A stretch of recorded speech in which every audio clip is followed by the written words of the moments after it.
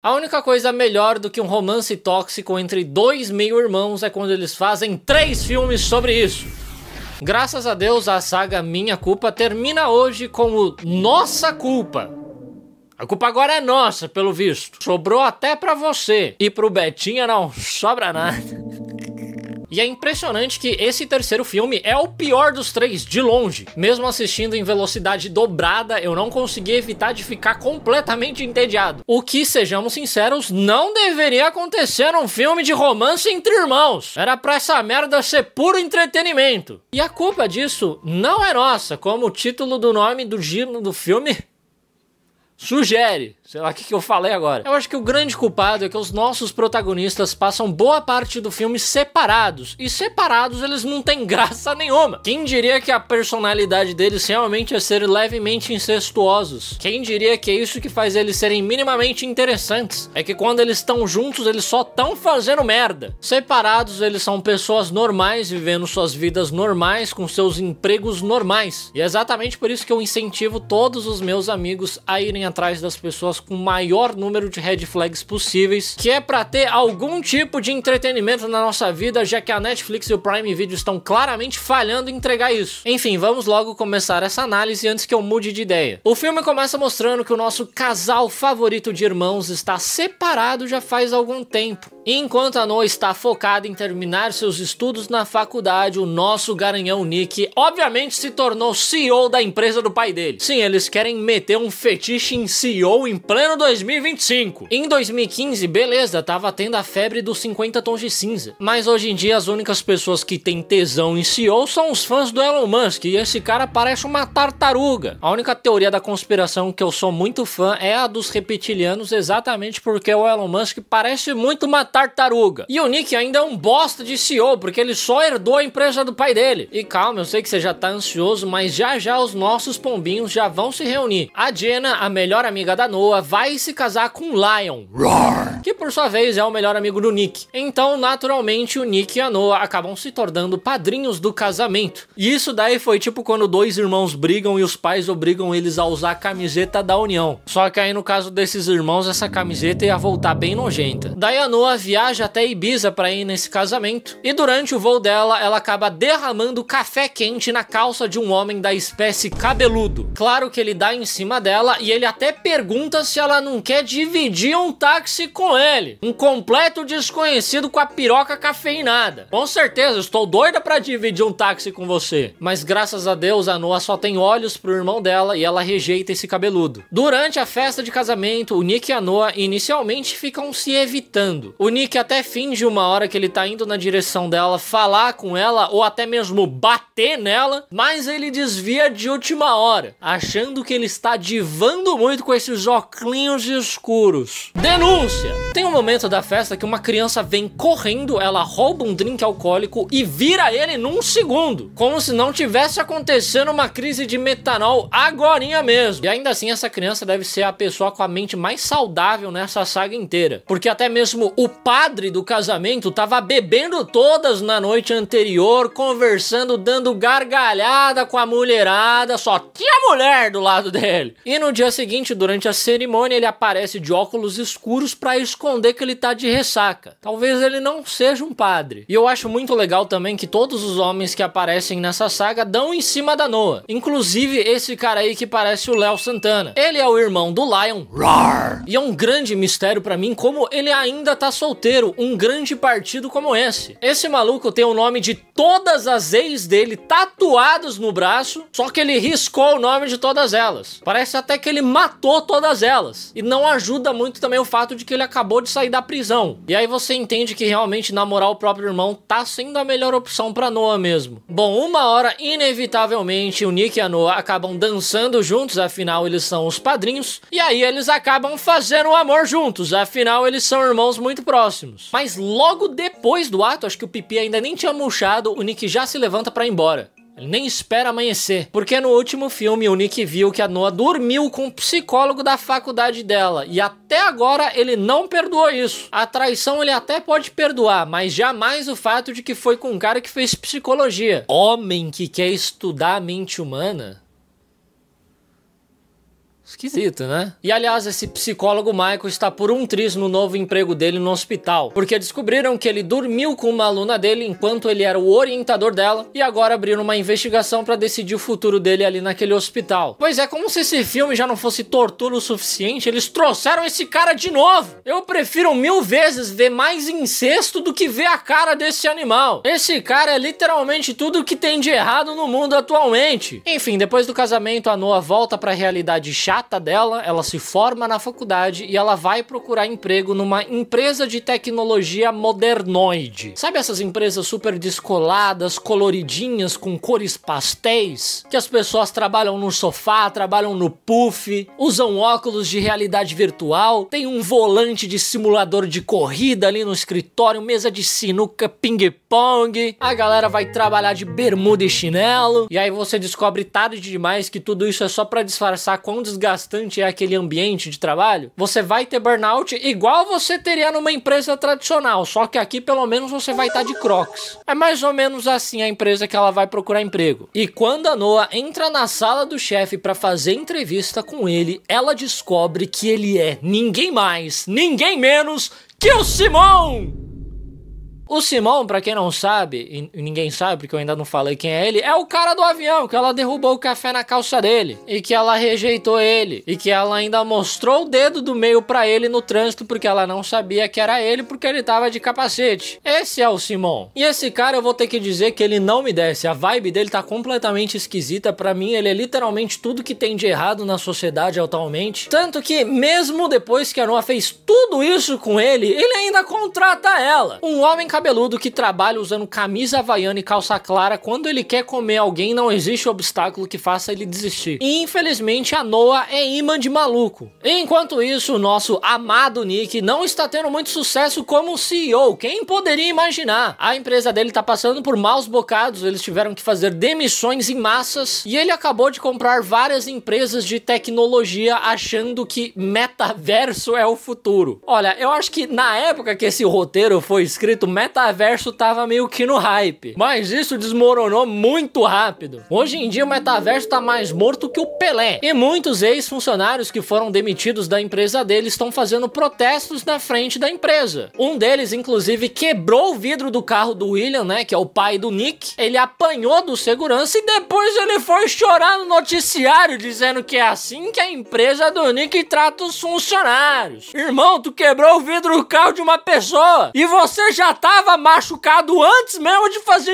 isso. Não querendo defender o nosso CEO, mas isso daí é muita cara de pau, né? E aí, pra tentar recuperar um pouco a imagem dele, o Nick decide assumir um namoro com a Sofia, a amiga barra peguete dele, que também é uma nepo baby. E ela também é a advogada do Nick. Ele pega a irmã dele, pega a advogada dele, mas pelo menos ele é um cara que gosta de conhecer as pessoas à moda antiga. Mas o Nick e a Sofia são meio que uma parceria estratégica de negócios por conta das famílias deles, e também porque eles têm um relacionamento aberto, apesar de que, pra choquei, eles disseram que eles são um relacionamento fechado. E a Sofia nem liga muito que o Nick durma com outras garotas, mas ao mesmo tempo ela parece ter um pouco de ciúmes dele com a Noah. Afinal, o Nick e a Noah são muito mais do que simples ex-namorados, eles são irmãos também. Como já dizia aquela música, as metades da laranja, dois amantes, dois irmãos. Daí no outro dia, na empresa onde a Noah trabalha, estão todos muito apreensivos porque eles vão receber a visita do maior acionista da empresa. E é claro que essa pessoa é ninguém mais, ninguém menos que o próprio Nick!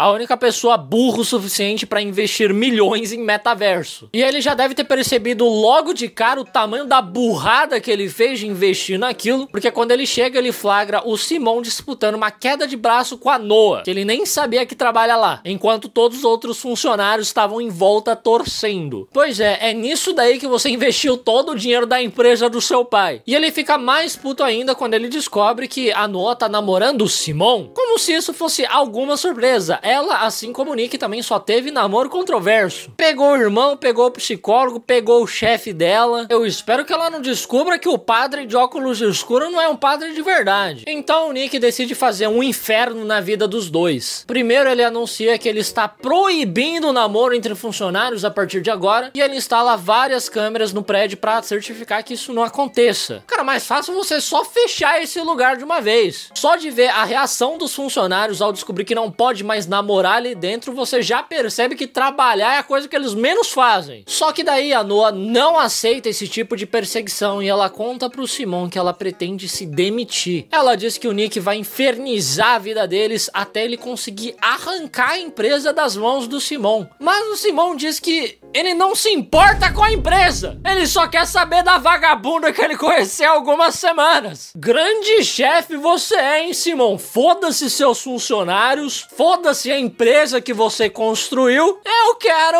chupar xeré. Vamos jogar tudo pro alto por conta de dois irmãos que não decidiram ainda se eles querem se pegar ou não. Eu acho que eu nunca senti tanta raiva de uma empresa fictícia igual eu tô sentindo agora. Pra mim, ela representa literalmente tudo que existe de errado no mundo atual. E por mais que ela seja fictícia, todo mundo sabe que existe umas empresas ruins assim na vida real também, né? Quer dizer, eu espero que o seu meio-irmão tóxico nunca seja o seu chefe. Mas caso aconteça de você se encontrar num emprego que não te agrada, a Alura veio pra te salvar dessa enrascada. Na nova imersão Dev com o Google Gemini, você terá 4 aulas gratuitas para você aprender a dar os seus primeiros passos no mundo da programação. É aquele empurrãozinho que você tava precisando para conseguir mudar de vida, conseguir um emprego dos sonhos, conseguir arranjar uma namorada. Esse último eu não sei, eu só me empolguei por você. E claro, você aprende tudo na prática, criando seu próprio projeto do zero. Não é só lero-lero aqui não. E além de você já sair da imersão com seu próprio projeto para colocar no seu portfólio, a Alura também vai premiar os melhores projetos com coisas muito legais.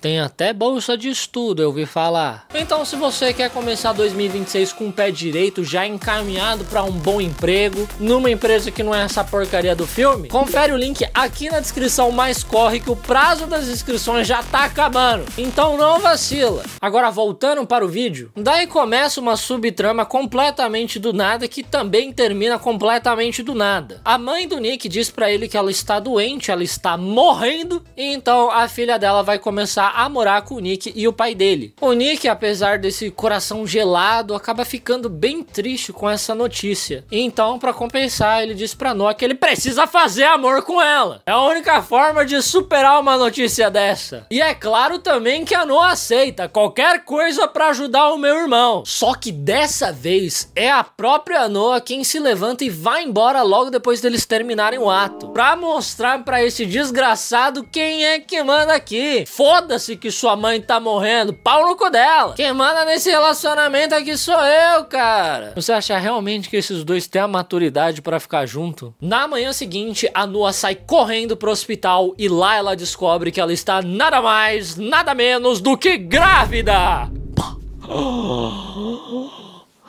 E é do Nick. E ela decide não contar nada pro Nick. Ela prefere criar esse menino sozinho do que junto com o pai barra tio dele. Sim, é um menininho. E é melhor também nem falar nada porque a gravidez dela é de risco. E essa informação nem precisava ter sido dita porque em nenhum momento do filme você vê a vida dessa criança em risco. Quer dizer, no final a vida da criança entra em risco, mas é depois que ela já nasce. Mas enfim, eles tentaram criar uma tensão, um senso de perigo com essa informação de que a gravidez dela é de risco, mas nunca aparece esse risco. E outra coisa, eu nem me importo com essa criança, tanto faz. E quem na verdade acaba descobrindo sobre essa gravidez é o Michael, o ex-psicólogo da faculdade da Noah, porque ele trabalha no hospital onde a Noah fez o ultrassom. E aí ele liga pra Sofia, a namorada barra advogada do Nick, e ele pede pra ela mexer uns pauzinhos pra ajudar ele a manter o emprego dele ali naquele hospital, porque a empresa do Nick também é dona daquele hospital. E caso a Sofia se recuse a cooperar, ele vai vazar pra mídia que o Nick engravidou a meia-irmã dele. Como se isso fosse desvalorizar a empresa do Nick. Eu acho muito mais vergonhoso o fato dele ter investido milhões em metaverso e em empresa moderninha do que o fato de que ele engravidou a meia-irmã. Isso daí é o dia mais tranquilo na vida de um CEO. Daí rola uma festa da empresa onde o Nick, a Noah, a Sofia e o Simon se encontram. A Noah começa a passar mal por conta da gravidez, ela entra na fila do banheiro e o Nick simplesmente tira ela da fila. Menina quase vomitando só pra ele beijar ela. Tudo bem que ele não sabe ainda que ela tá grávida, mas você tirar uma mulher da fila enorme do banheiro da balada é tipo você tirar uma criança chamada Marquinhos da fila do McDonald's. Depois disso, ele leva a garota de volta pra casa da Jenna, que é onde ela tá morando agora, que ela tá desempregada, e lá a Noah diz pra ele parar de ir atrás dela. Afinal de contas, ele jamais vai perdoar ela por ter ficado com um psicólogo. Sim, ele ainda não superou isso. O cara tá mais bravo com a própria irmã dele do que com a porra do psicólogo que pega paciente. E outra coisa é que a Noah só fez aquilo porque o Nick beijou a Sofia na frente dela. Você que começou essa porra, cara. E aí no outro dia a mãe do Nick morre. Pois é, eu disse que essa subtrama termina completamente do nada. Isso, claro, acaba dando um baque no Nick e ele percebe que a vida é um sopro. A vida é curta demais pra você não comer a sua irmã. Ele diz pra Sofia que eles precisam terminar e ele imediatamente sai correndo atrás da Noah. E essa Sofia é um personagem bem patético, né? Criaram ela exclusivamente pra ela ser feita de otária. E o Simon, então, nem se fala, esse cara já sumiu já. Ele se torna irrelevante pra trama mais rápido do que a queda do metaverso. E aí o Nick chega bem na hora que a Noah tá arrumando as coisas dela pra ir embora, que ela pretende ir morar com a tia dela lá em Santander. Sim, ela prefere morar dentro de um banco do que junto com o pai barra tio da criança. E aí o Nick implora pra ela ficar, dizendo que ele ama muito ela e que ele quer ficar com ela independente do que aconteça. A Noah finalmente revela que ela está grávida do Nick e aí começa naturalmente uma cena de perseguição de carro. Acho que a gente pode dizer que essa é a primeira cena de perseguição de carro da história que aconteceu porque o cara descobriu que ele engravidou a irmã dele. Pra você ver a decadência dessa saga. No primeiro filme nós tivemos vários rachas, tivemos sequestro, tiroteio, teve até morte. No segundo filme teve uma briga de bar e uma corrida ilegal. E aqui no terceiro filme teve uma perseguição de grávida. Daí os dois chegam na casa dos pais porque a Noah estava indo lá pra se despedir da mãe dela. Mas quando o Nick desce do carro dele, todo feliz que ele vai ser pai, aparece um ex-funcionário da empresa dele, aquele que foi espancado, e dá um tiro na barriga do Nick. É o Luigi Mangione de baixo orçamento. E infelizmente, depois de muitos meses batalhando, o nosso querido Nick finalmente acorda do coma dele. O filho dele, inclusive, já até nasceu e os três voltam pra casa depois dele receber alta pra eles começarem essa grande família feliz. Porém, numa noite, a Briar entra escondida na casa deles e pega o filho deles. A Briar, pra quem não se lembra, é uma ex-namorada do Nick que estava grávida dele, mas ela perdeu o nenê num acidente de carro causada pelo próprio Nick. Esquisito que esse cara já esteve envolvido em 2 perseguições de carro envolvendo mulheres grávidas, né? Pouco curioso isso daí, né? Bastante coincidência. Enfim, a Briar se juntou ao Michael e juntos eles querem roubar o filho deles e fugir do país. Do nada, a mulher virou a Nazaré. Porém, o plano deles vai por água abaixo porque o cachorro do Nick ataca o Michael. Aliás, eu não sei nem como eles conseguiram entrar nessa casa sem o cachorro ter atacado antes. Eu acho que é porque o filme precisava incluir um pouquinho de ação, um pouquinho de emoção. E eles só lembraram no final. Só que essa emoção também não dura nem 5 minutos. É tudo resolvido muito rápido. Daí a Noah consegue desarmar a Briar, que estava segurando uma faca, e esses 2 malucos são presos pela polícia. Foi a tentativa de sequestro mais patética da história. Foi muito rápido. E, enfim, nossos queridos Nick e Noah finalmente se casam no mesmo lugar que foi o casamento do Lion Roar e da Jenna, porque pelo visto a Amazon tava querendo economizar em locação, inclusive até a decoração é a mesma. E o bom é que acaba sendo uma cerimônia bem intimista assim, né, com poucos convidados. Afinal, os nossos noivos compartilham os mesmos pais. Não tem essa de, vamos trazer o pai da noiva, agora o pai do noivo. Não. tudo igual. E aí eu sei que você tá doido, você tá maluco de curiosidade, você não está se aguentando, porque você quer saber quem pega o buquê no final das contas. E é claro que é ninguém mais, ninguém menos que a Sofia! Eu não sei nem o que essa maluca tá fazendo aí! O Nick fez ela de gato e sapato a vida inteira. E aliás, por que não convidar a ex-peguete do meu marido pro nosso casamento, né? Faz todo sentido ela tá lá, só faltou eles chamarem o Michael e o Simon. Só que no final a gente descobre que tudo isso aconteceu no metaverso e não na vida real. A Noah, na verdade, é um avatar controlado por um homem indiano que gosta muito de dark romance e roleplay. Ufa! Um final feliz finalmente. Quem me dera que fosse esse o final mesmo dessa bosta.